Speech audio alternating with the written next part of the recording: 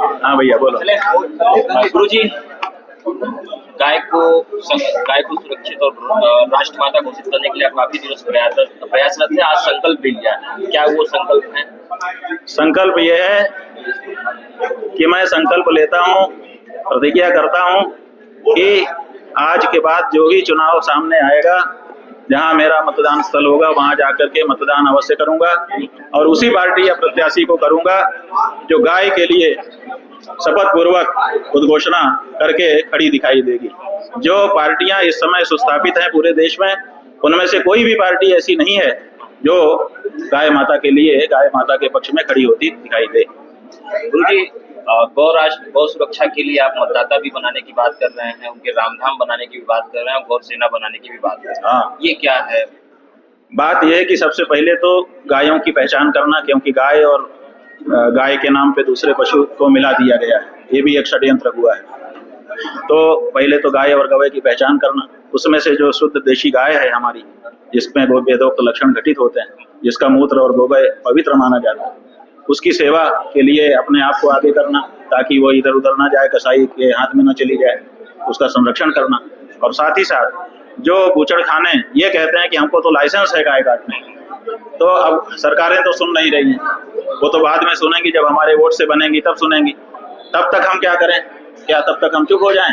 तो इसीलिए हम नोटिस देंगे, पहले गौ रक्षा सेना गठित करेंगे, कुछ जवानों को तैयार करेंगे कि हम आगे बढ़ेंगे हिम्मत से, और उसके बाद हम उनको नोटिस देंगे कि हमारी सेना तैयार है, हम आपके ऊपर धावा बोल सकते हैं। आप बाकी जो कर रहे हैं अभी हम उतना नहीं बोल रहे हैं, लेकिन हमारी जो रामा गाय है उसको काटना बंद करिए।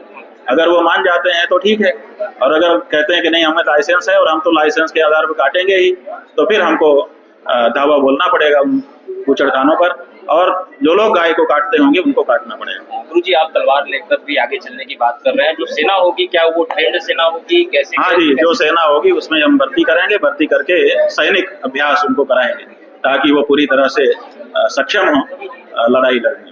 गुरु जी, आपने ये भी कहा कि तलवार, गाय काटने वाला तलवार से काटा जाएगा। हाँ ठीक है ना, तो नहीं काटा जाएगा। हम आपकी माँ को कोई काटता हो, आप क्या करोगे बताओ? आपकी माँ को कटता देख पाओगे? नहीं देख पाओगे बंधु। अभी भले हाँ कह दो, लेकिन जब मौका आ जाएगा ना तो नहीं सह पाओगे।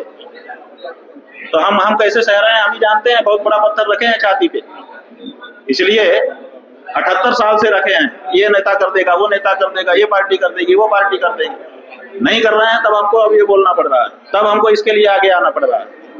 ये बात, और हमारे पूर्वजों ने ये किया है, गौ रक्षा के लिए प्राण गंवाए हैं लोगों ने और लिए भी हैं, तो हम गंवाने के लिए भी तैयार हैं और लेने के लिए भी तैयार हैं अगर वो परिस्थिति आएगी। लेकिन हम आशा करते हैं कि सरकार भले नहीं मान रही है, लेकिन वो बूचड़खाने मान जाएंगे। हमको जब नोटिस हम देंगे तो हमको नहीं ऐसा भरोसा है कि कम से कम वो मानेंगे इस बार। गुरु जी, डेमोग्राफी बहुत तेजी से खुलेगा। ट्रेनिंग सेंटर कहाँ खुलेगा? वाराणसी पायलट जिला है हमारा। जो कुछ करेंगे गाय के बारे में पहले यही करेंगे, ताकि प्रधानमंत्री जी को भी पता चलता रहे और उनकी सरकार को भी पता चलता रहे। गुरु जी, डेमोग्राफी बहुत आप लोगों के माध्यम से डेमोग्राफी बहुत तेजी से चेंज हो रही है, हिंदू की संख्या भी दिन प्रतिदिन। अरे भाई, डेमोग्राफी चेंज हो रही है तो क्या गलत हो रहा है? आपकी डेमोग्राफी क्यों नहीं चेंज हो रही है? आप क्यों 2 बच्चे पर रुक जा रहे हो? आप बताओ।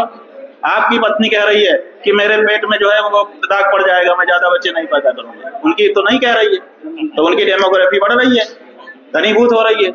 आपके यहाँ भी आप पैदा करो ना, कौन मना करता है? लेकिन आप नहीं करोगे और वो पैदा कर रहे हैं तो आप कहेंगे उनकी डेमोग्राफी बदल रही है। वो बदलेगी।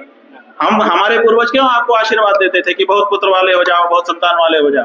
आपने उसको बंद कर दिया कि हमें नहीं, बस एक ही काफी है, 2 काफी है। तो जब आप इस तरह से नाक भौं सिकोड़ रहे हो बच्चों से, तो स्वाभाविक है कि आपकी डेमोग्राफी कमजोर होगी, उनकी घनीभूत होगी। वो लोग समझते हैं कि लोकतंत्र में एक बच्चे का क्या महात्म्य है। आप नहीं समझ रहे हो, और नहीं समझने का परिणाम आप ही को भोगना पड़ेगा। और किसको भोगना पड़ेगा बताओ? गुरुजी, लोकतांत्रिक तरीके से बने कानून का विरोध हो रहा है, विरोध के स्वरूप हिंदू भाई, लोकतांत्रिक रूप से जो कानून बनते हैं, लोकतांत्रिक रूप से उनका विरोध करने का अधिकार लोग को होता है। इसमें क्या दिक्कत है? लोकतंत्र में तो ये होता ही रहेगा। लेकिन विरोध स्वरूप हिंदू मारे जा रहे हैं मुर्शिदाबाद। भाई, हिंदू इसलिए नहीं मारे जा रहे हैं कि कानून है, हिंदू इसलिए मारे जा रहे हैं कि वो कमजोर है। उन्होंने अपने पराक्रम को छिपाया हुआ है, वो समझते ही नहीं है कि मेरे अंदर बल है। और अगर उनके प्रति